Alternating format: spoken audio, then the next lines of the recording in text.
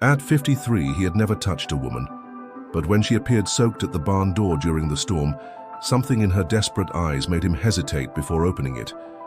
She said she had lost her way, but the truth she was hiding was about to change both of their lives forever.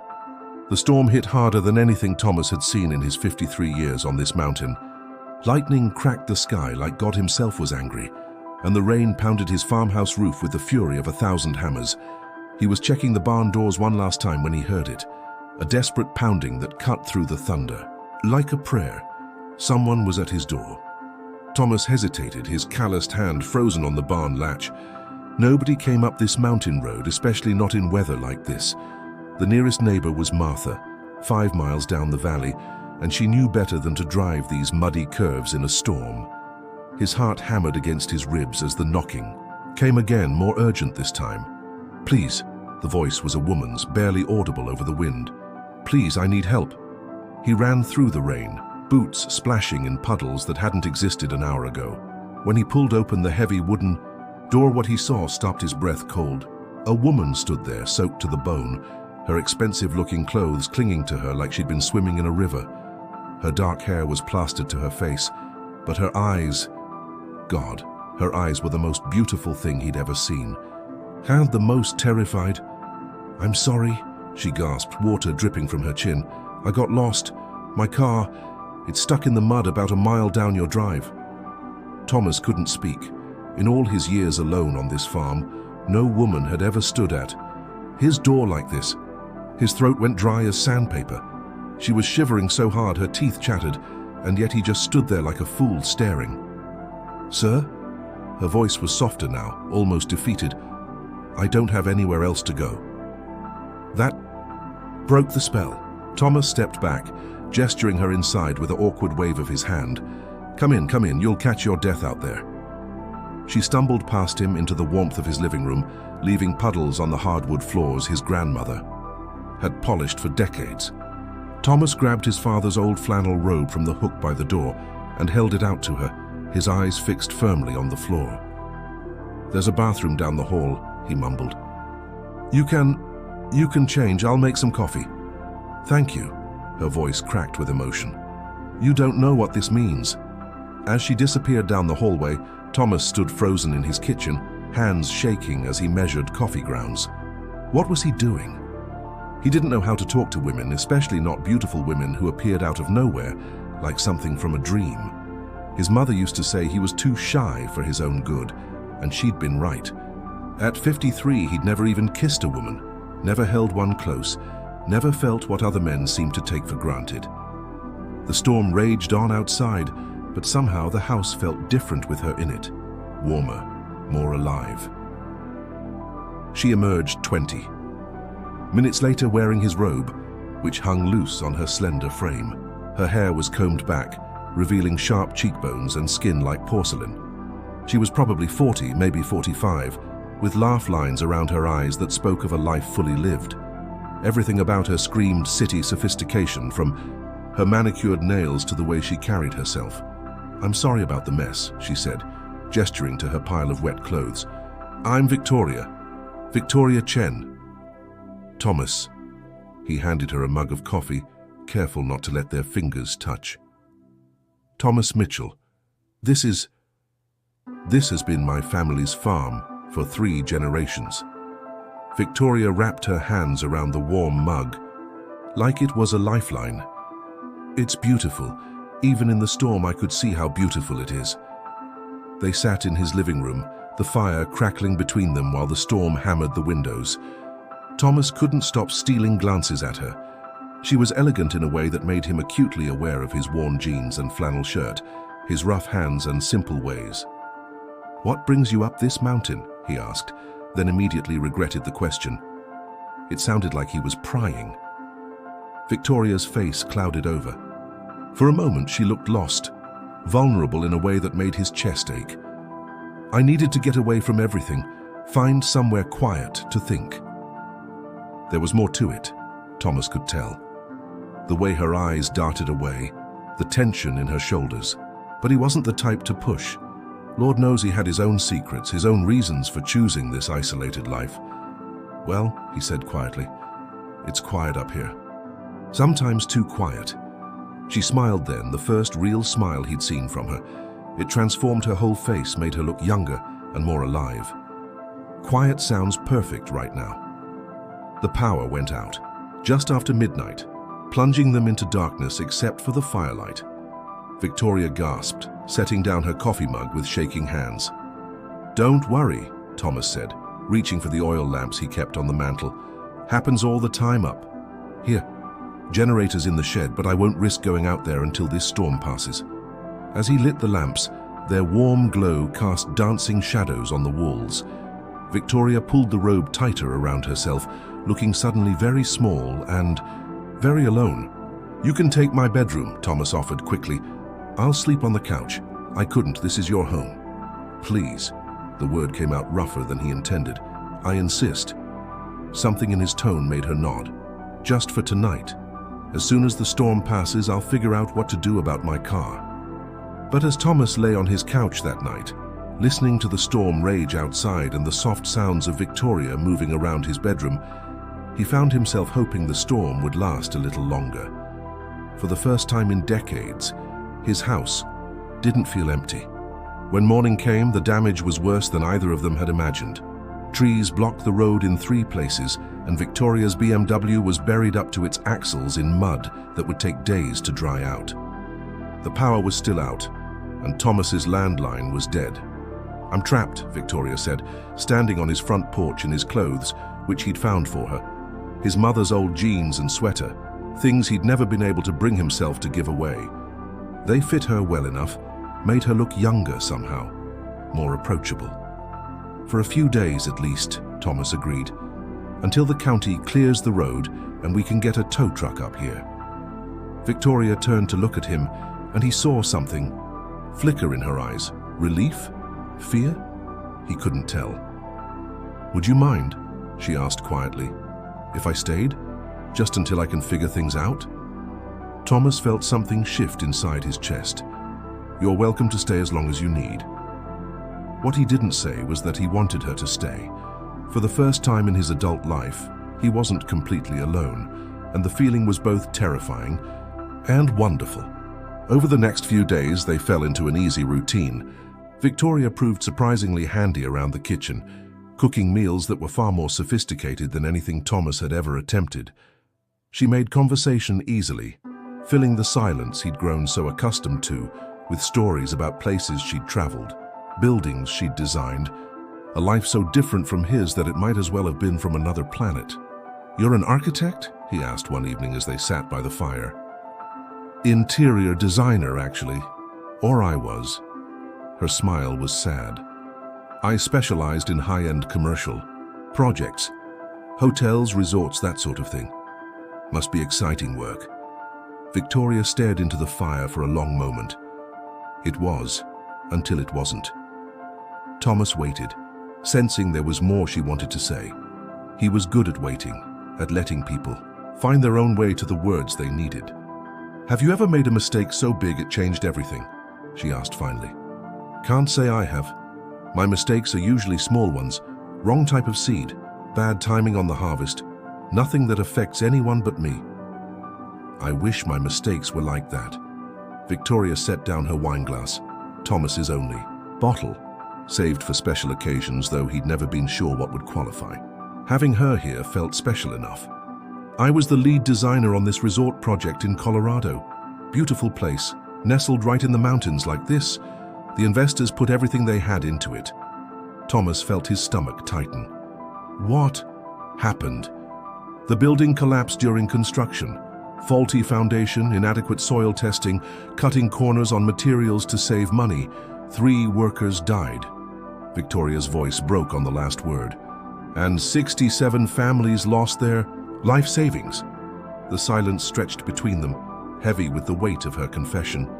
Thomas didn't know what to say. He'd never dealt with anything like this, never had to comfort someone carrying such a burden.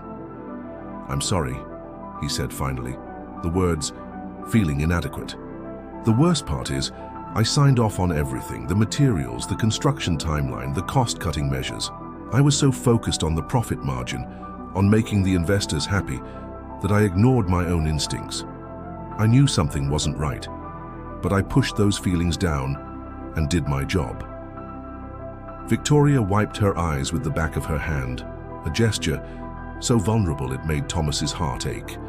That's why I'm here. I've been driving for weeks trying to figure out how to live with what I've done.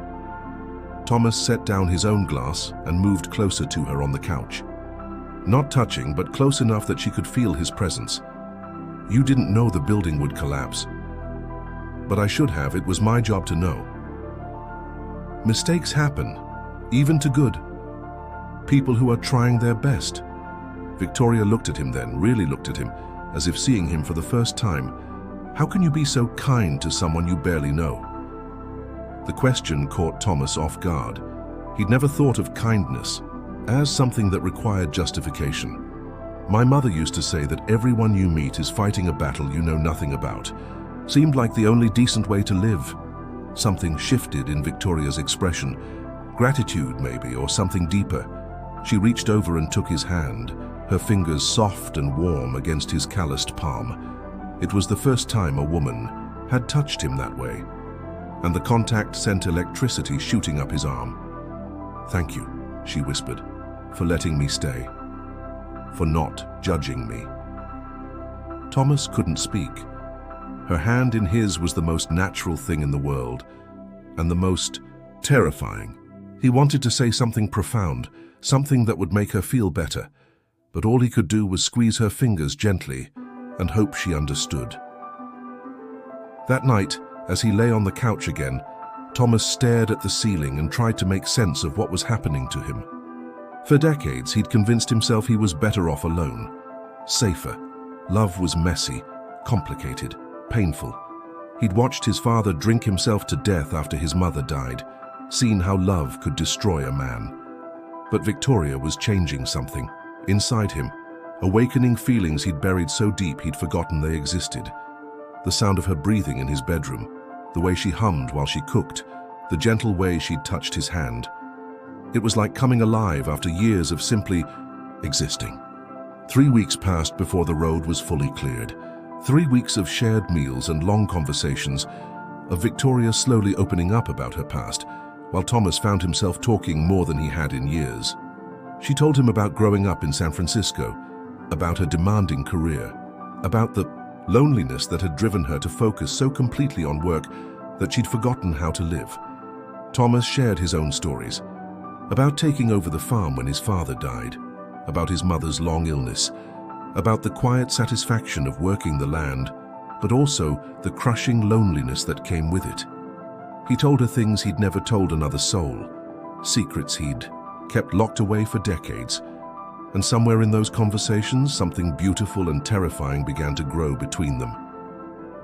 The morning the tow truck finally made it up the mountain, Victoria stood by her car with tears in her eyes. The BMW looked small and out of place against the backdrop of Thomas's rustic farm. "I should go," she said, but her voice lacked conviction. Thomas felt panic rising in his chest. "You could stay longer, if you wanted." Thomas, Victoria turned to face him, and he saw his own conflicted feelings reflected in her eyes.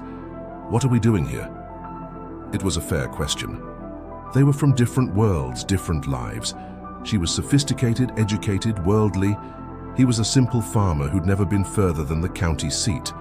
What could he possibly offer someone like her? But then she reached for his hand again, and all his doubts melted away. "I don't know," he said honestly, "but I know I don't want you to leave." Victoria studied his face for a long moment. Then she smiled, that same radiant smile that had first captivated him, and Thomas felt his whole world shift on its axis. "Then maybe," she said softly, "I won't." Victoria's decision to stay changed everything and nothing all at once. She moved her few belongings from the BMW to Thomas's guest room, the one that had been his mother's sewing room before she died. The space felt different with Victoria's presence in it, warmer somehow, filled with the subtle scent of her perfume and the quiet sounds of her settling in. The first month passed like a dream Thomas was afraid to wake from. Victoria threw herself into helping around the farm with an enthusiasm that both surprised and delighted him. She learned to collect eggs from the chickens, though they terrified her at first, and she spent hours in his mother's old garden, pulling weeds and asking endless questions about which plants were which. "This is lavender," she said one morning, kneeling in the dirt with soil under her fingernails for the first time in her life. "I used to specify it for hotel lobbies, but I never knew it smelled this incredible when it's actually growing." Thomas watched her from the porch, coffee mug in hand, and felt something dangerous blooming in his chest. She was beautiful in the morning light, her dark hair pulled back in a messy bun, wearing his mother's old gardening clothes. But it wasn't just her beauty that moved him. It was the way she looked at everything, like she was seeing the world for the first time. "You're a natural," he called out, and the smile she gave him in return made his knees weak. But Victoria had secrets, and they had a way of surfacing at the worst moments. The first sign of trouble came on a Tuesday morning when Thomas found her crying over her laptop in the kitchen. She closed it quickly when she saw him, but not before he caught a glimpse of legal documents and angry emails. "Everything okay?" he asked gently. "Fine," she said, but her voice was tight. "Just some loose ends from my old life." Thomas didn't push, but the tension hung between them for days. Victoria became jumpy at the sound of cars on the distant highway, and twice he caught her looking out the windows, like she expected someone to come driving up the mountain road. The truth came crashing down 3 weeks later.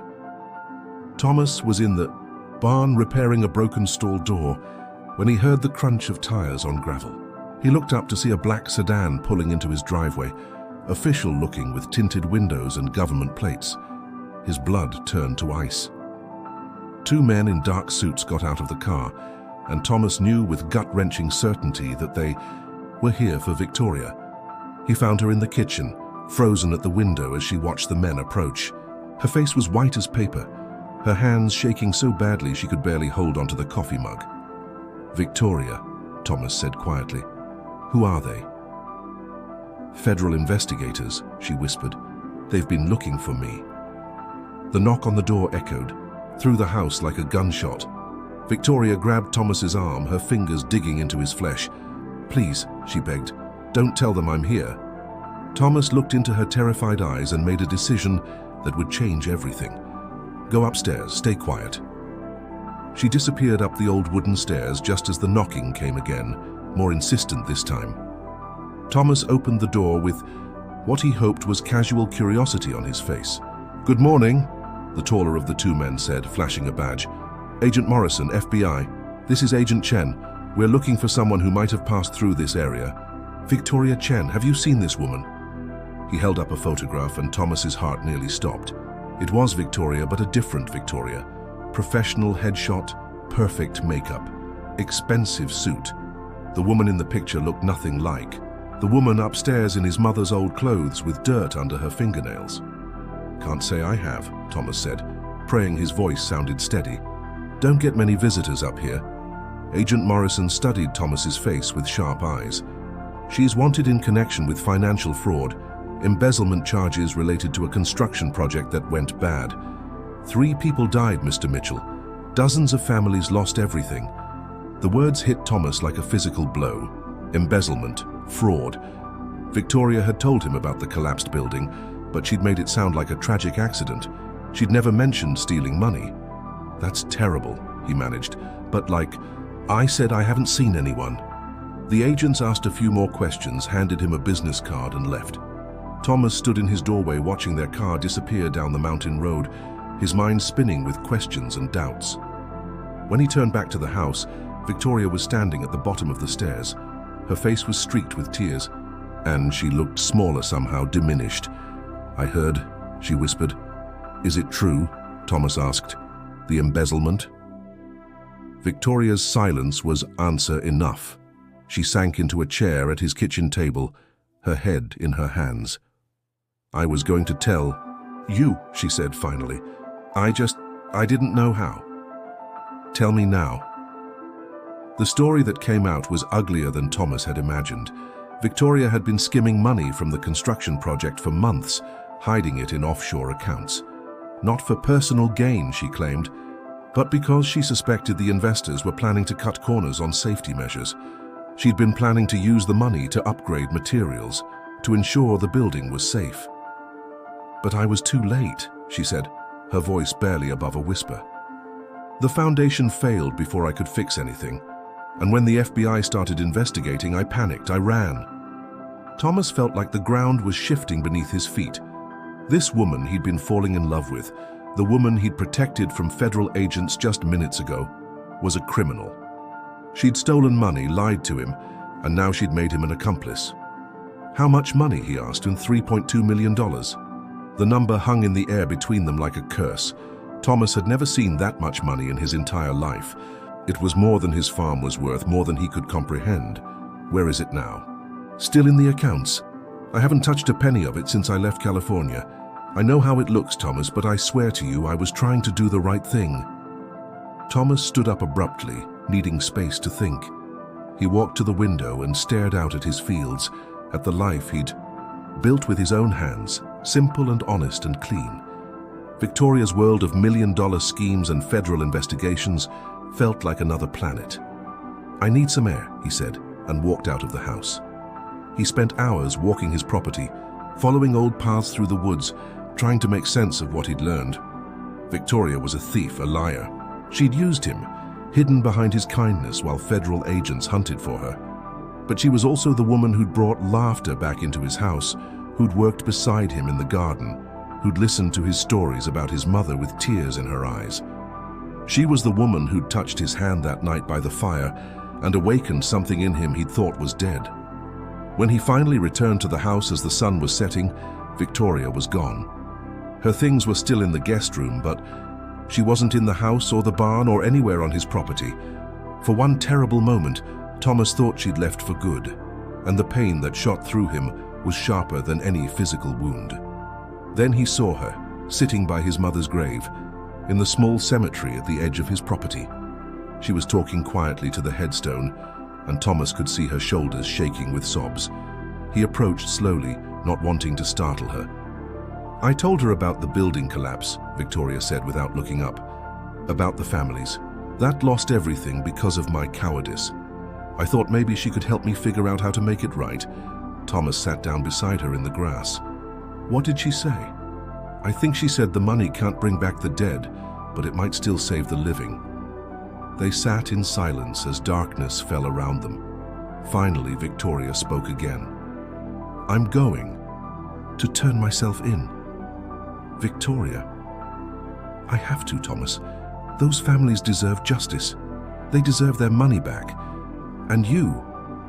She turned to look at him, her eyes bright with unshed tears.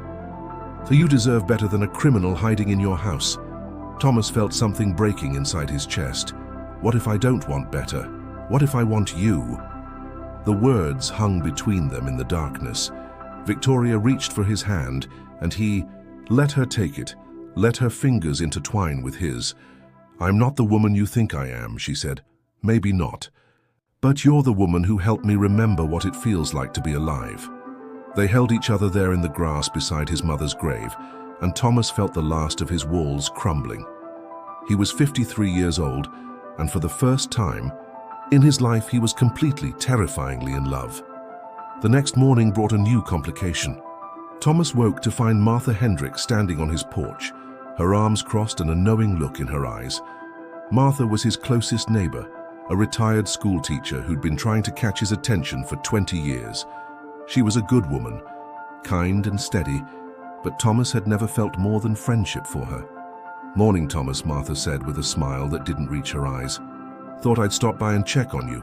Heard you had some visitors yesterday." Thomas's blood ran cold. "Visitors?" "FBI agents, asking questions about some woman they're looking for.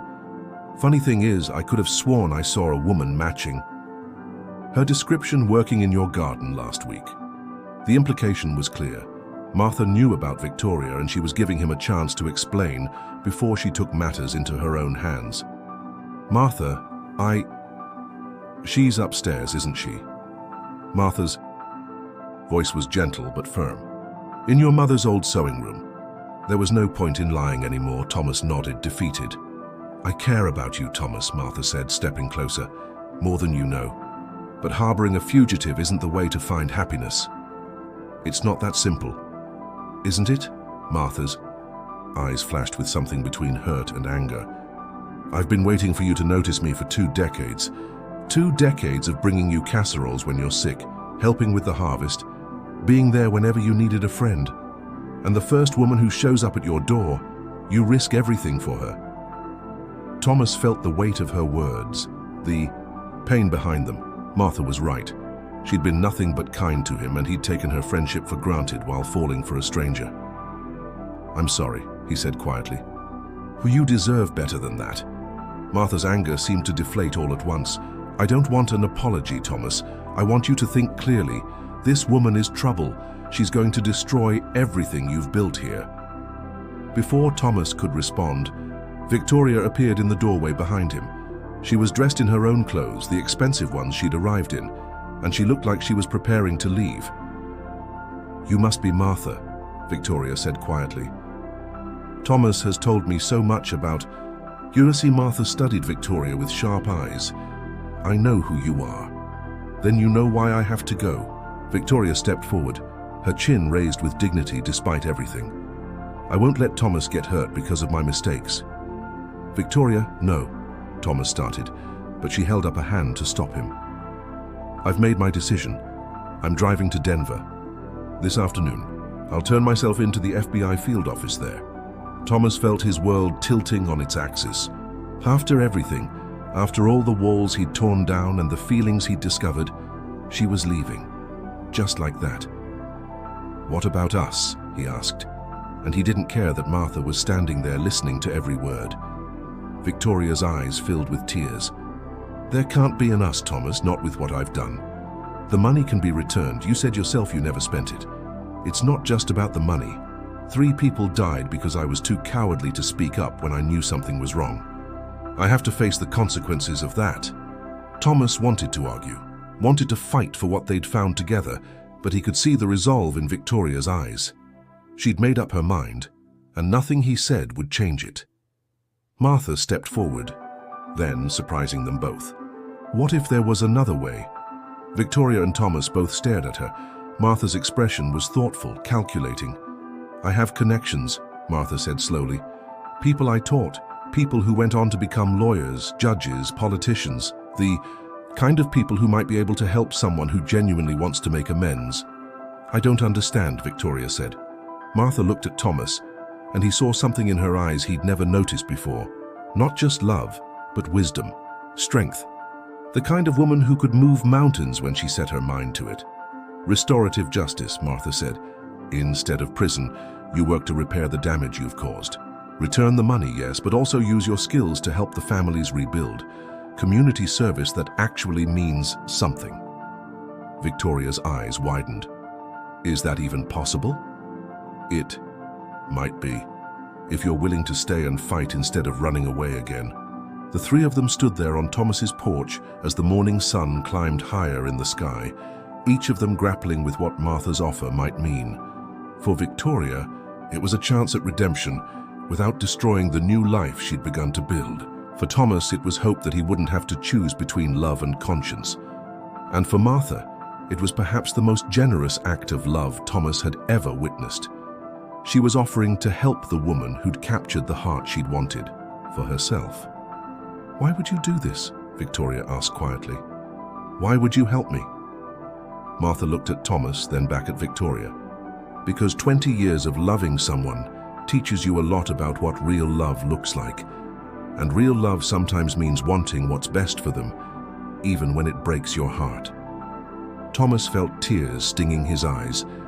He'd underestimated Martha, taken her quiet strength for granted. She was offering them a gift beyond measure. There's something else, Martha said, and her voice grew stronger. Something I discovered when I was researching your case online. Victoria tensed. What kind of something? The investors in that resort project? They weren't the innocent victims the FBI thinks they are. Some of them have connections to organized crime, money laundering operations. The building collapse might not have been an accident at all. The words hit like a thunderbolt. Thomas saw Victoria's face go white, then flush with sudden understanding. They wanted it to fail, she whispered. Insurance fraud, Martha nodded. A building that collapses during construction is worth more than a finished resort that might not turn a profit. The question is, did you stumble into their scheme, or were you always meant to be the fall guy? Victoria sank into one of Thomas's porch chairs, her mind clearly racing. The pressure to cut corners, the rushed timeline, the way they insisted on specific contractors, even when I recommended others. You were set up, Thomas said, the pieces falling into place. They needed someone to take the blame when it all went wrong. Which means, Martha said with satisfaction, you might not be the criminal the FBI thinks you are. You might be their star witness. The revelation hit Victoria like a physical blow. She stared at Martha with wide eyes, her mind clearly racing through months of memories, connecting dots she'd never seen before. The meeting in Vegas, Victoria whispered. 3 days before the collapse, Marcus Valdez insisted I fly out to discuss final adjustments to the project. But when I got there, they just kept me in meetings all day, talking about nothing important. Thomas felt his chest tighten. They wanted you away from the construction site. Oh, God. Victoria's voice broke. They were sabotaging their own building while I was trapped in a boardroom 2 states away, and when it collapsed, you were the perfect scapegoat, Martha finished grimly. The ambitious designer who cut corners to increase profits. Meanwhile, they collected insurance money and pointed all fingers at you. Victoria stood abruptly, pacing across Thomas's porch like a caged animal. I have to call the FBI. I have to tell them what I know. Wait, Martha said sharply. If these people are connected to organized crime, calling the FBI might get you killed before you can testify. The word killed hung in the air like a curse. Thomas felt ice forming in his veins. He'd been worried about Victoria going to prison. He'd never considered that her life might actually be in danger. What are you saying? Thomas asked. Martha pulled out her phone, scrolling through news articles. 3 other people connected to similar construction fraud cases have died in the past 2 years. Car accidents, home invasions, apparent suicides. The FBI thinks they're unrelated, but they're not, Victoria said flatly. Marcus Valdez doesn't leave loose ends. Thomas stepped closer to Victoria, every protective instinct he possessed screaming at him. Then we keep you safe. We figure this out carefully. We? Victoria looked at him with something between hope and despair. Thomas, this isn't your fight. Like hell it isn't. The words came out rougher than he intended. You think I'm just going to let someone hurt you? Martha cleared her throat. Actually, I might have an idea, but it's going to require all of us working together. Over the next hour, Martha laid out a plan that was either brilliant or insane. She'd contact her former student, Jake Morrison, who now worked as a federal prosecutor in Denver. Unlike the FBI agents hunting Victoria, Jake specialized in organized crime cases and might be willing to listen to their theory about the insurance fraud. But we need proof, Martha said. More than just Victoria's suspicions. The offshore accounts, Victoria said suddenly. The money I transferred. If we can trace where those original funds came from, prove they were dirty money to begin with. Can you access the accounts? Thomas asked. Victoria nodded slowly. I have all the passwords, account numbers. I've been too afraid to look at them since I left California. They spent the rest of the day hunched over Victoria's laptop at Thomas's kitchen table. What they found made Victoria's face go white with shock. The $3.2 million hadn't come from the construction budget at all. It had been funneled through a series of shell companies, all of which traced back to Marcus Valdez's. Other business interests? Money laundering, Martha said with satisfaction. You didn't steal from the construction project, Victoria. You accidentally intercepted money they were washing through it. No wonder they wanted me to disappear, Victoria whispered. I didn't just witness their insurance fraud. I have evidence of their entire money laundering operation. Thomas felt his world shifting again. Victoria wasn't a thief.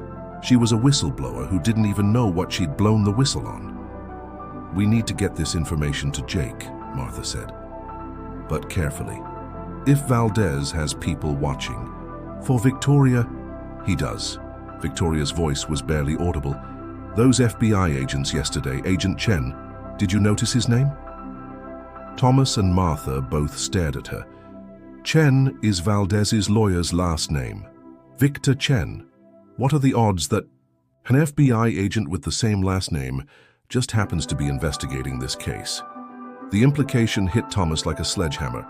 You think the FBI agent is dirty? I think Marcus Valdez has people everywhere, Victoria said, which means we can't trust anyone in law enforcement until we know for sure who's clean. Martha was quiet for a long moment, thinking. Jake Morrison is clean. I taught him in 3rd grade, watched him grow up. His parents live 2 towns over. He's not on Valdez's payroll. How can you be sure? Because Jake Morrison is my nephew. Another revelation that changed everything. Thomas looked at Martha with new respect. She wasn't just a retired teacher, trying to help. She had real connections, real power to make things happen. There's something else, Martha said quietly. Something I haven't told you yet. Victoria and Thomas both turned to stare at her. I've been documenting everything since you arrived, Victoria. Every conversation, every detail about your case. I thought maybe I could use it as leverage to make Thomas see reason. Make him choose me over you. Thomas felt his heart sink. Martha had been spying on them, collecting information to use against Victoria. But after hearing your story today, Martha continued, I realize I've actually been building your defense case without knowing it. Every detail about your genuine remorse, your decision to return the money, your fear of the people who set you up, it's all documented. Why are you telling us this? Victoria asked warily. Martha looked directly at Thomas. Because I love him enough to want him to be happy, even if it's not with me. The generosity of that statement took Thomas's breath away. Martha was sacrificing her own happiness to protect the woman who'd captured his heart. It was the most selfless act he'd ever witnessed. That night, as they worked on preparing their evidence for Martha's nephew, Thomas found himself alone with Victoria in his kitchen. She was making tea, moving around his space with the familiarity of someone who belonged there. I keep waiting for you to tell me to leave, she said quietly. Why would I do that? Because I've brought nothing but trouble into your life. Federal agents, criminals, danger. This isn't what you signed up for when you let me in from the storm. Thomas set down his coffee and moved closer to her. Victoria, I didn't sign up for anything. I just opened my door to someone who needed help.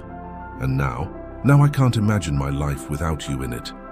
Victoria turned to face him, tears shining in her eyes. Even knowing what I've done? The mistakes I've made?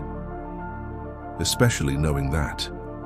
Thomas reached up to cup her face in his calloused hands. You think you're this terrible person, but all I see is someone who tried to do the right thing and got caught up in something bigger than yourself. 3 people died, Thomas. And you've been carrying that guilt every day since.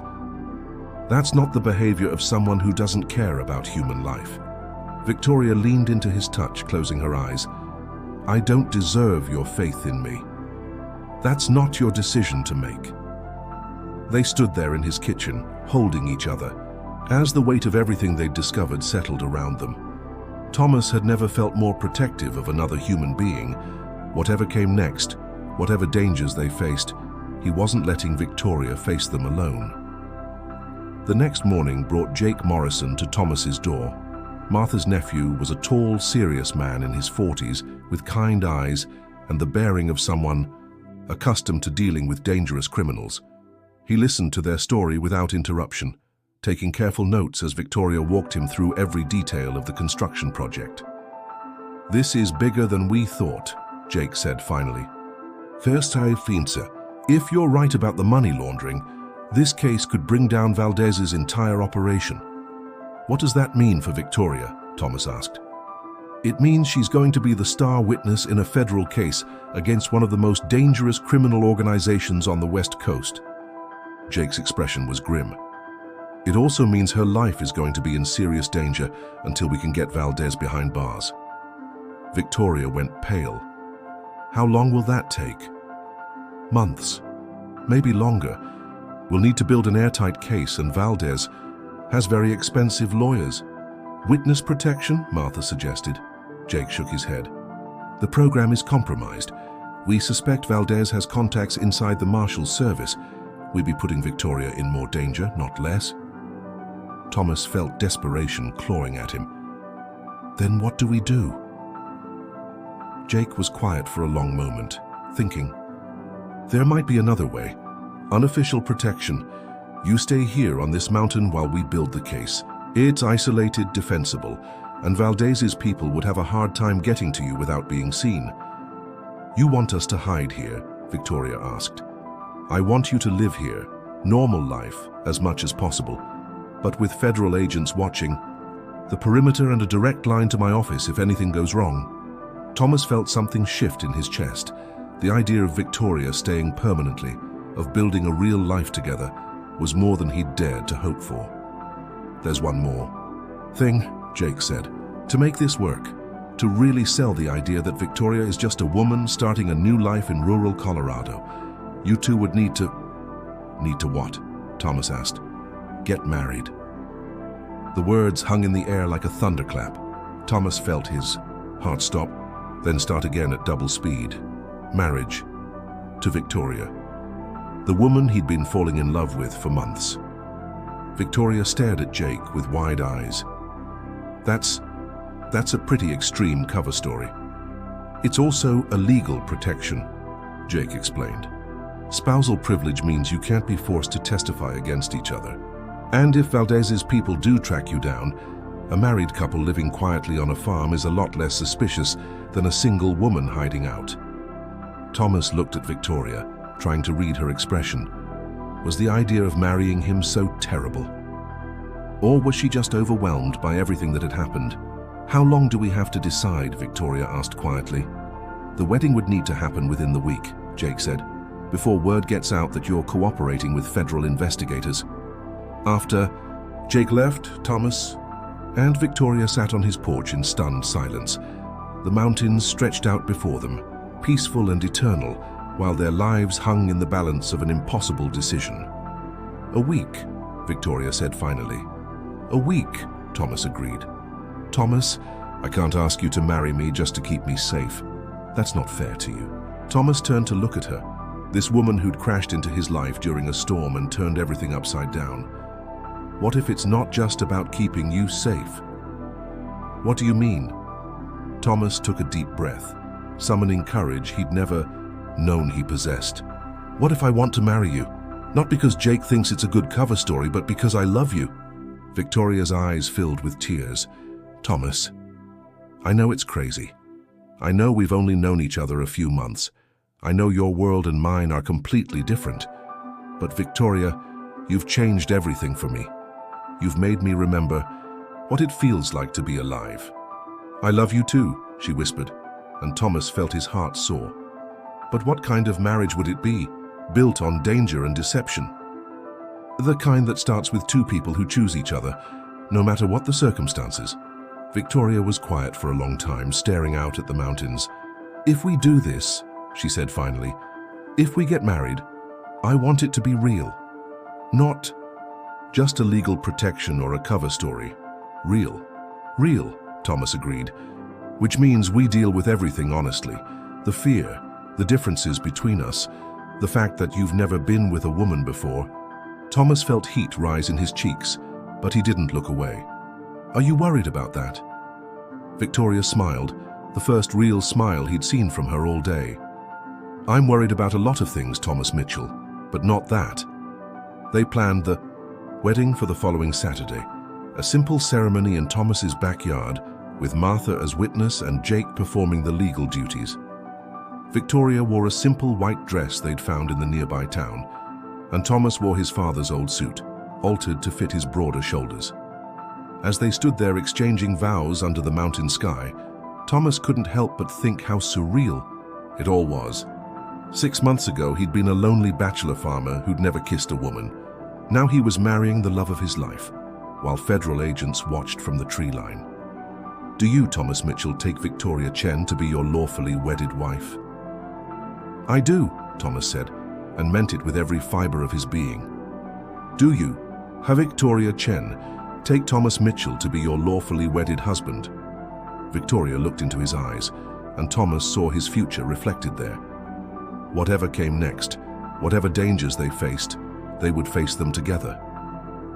"I do," she said, and Thomas felt his whole world click into place.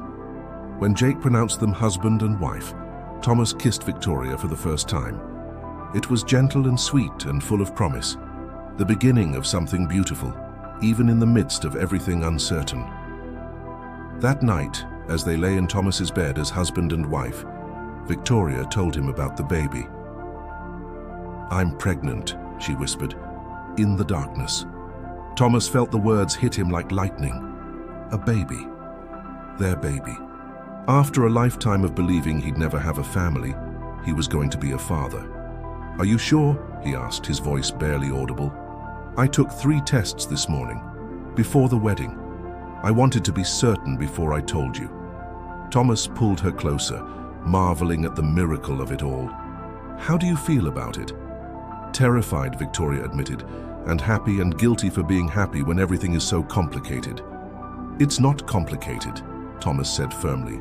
"We love each other. We're married. We're going to have a baby. The rest is just details we'll figure out together." Victoria laughed softly. "How you make it sound so simple." "Maybe it is simple. Maybe we're the ones making it complicated." 6 months later, Victoria gave birth to their daughter in the small hospital 2 towns over. Sarah Mitchell came into the world during a spring thunderstorm, just like her mother had entered Thomas's life. She was perfect and tiny and loud, with Victoria's dark hair and Thomas's stubborn chin. By then, Jake's case against Marcus Valdez had progressed significantly. The money laundering evidence Victoria provided had led to a cascade of arrests, and Valdez himself was in federal custody awaiting trial. The immediate danger was over, but Thomas and Victoria had long since stopped thinking of their marriage as a cover story. They'd built something real together, a partnership based on love and trust and shared dreams. Victoria had started a small business, designing sustainable homes for rural families, work that felt meaningful in a way her corporate projects never had. Thomas had expanded his farming operation using techniques Victoria had researched, and their produce was now sold at farmers' markets throughout the region. Martha had become their closest friend and Sarah's honorary grandmother. Her own romantic disappointment transformed into genuine joy at seeing Thomas happy. She'd started dating Jake Morrison, actually, a development that surprised everyone but somehow felt perfectly right. As Thomas sat on his porch one evening, watching Victoria tend to their garden with baby Sarah strapped to her chest, he marveled at the journey that had brought them here. A storm, a knock on his door, and everything had changed. Victoria looked up and caught him watching her. She smiled, that same radiant smile that had first captivated him, and Thomas felt his heart swell with gratitude. "What are you thinking about?" she called. "Just wondering what would have happened if I hadn't answered the door that night." Victoria walked over to him, Sarah gurgling contentedly against her chest. "But you did answer it." "Best decision I ever made," Thomas said, wrapping his arms around his wife and daughter. The mountains stretched out before them, eternal and peaceful, and Thomas knew that whatever storms might come, they would weather them together. He had everything he'd never known he wanted, everything he'd never dared to hope for. Love had found him in the most unexpected way, and it had changed everything.